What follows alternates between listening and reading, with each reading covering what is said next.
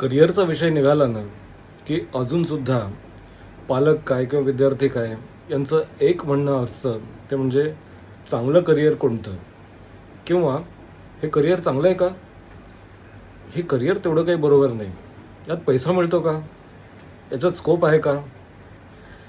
खरं सांगू का, कोणतंही करिअर हे चांगलं करिअर किंवा वाईट करिअर असं काही नसतं.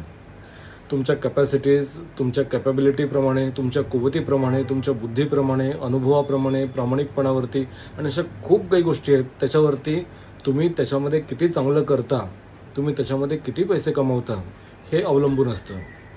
त्याची गॅरंटी कोणीच देऊ शकत नाही की कुठल्या क्षेत्रामध्ये तुम्ही किती पैसा कमवाल. एका खेळामध्ये 100 लोक कदाचित सहभागी होतात, पण काही जणांना लाखो रुपये मिळतात, काही जणांना हजारो रुपयेच मिळतात. त्यामुळे या गोष्टी वेगळ्या आहेत. मुद्दा हा आहे की तुमचं पोटेन्शियल काय आहे, तुमची बुद्धी, तुमची ऊर्जा आणि तुमची आवड ह्या गोष्टी जास्त मॅटर करतात. बाकी चांगलं वाईट असं काहीच नसतं.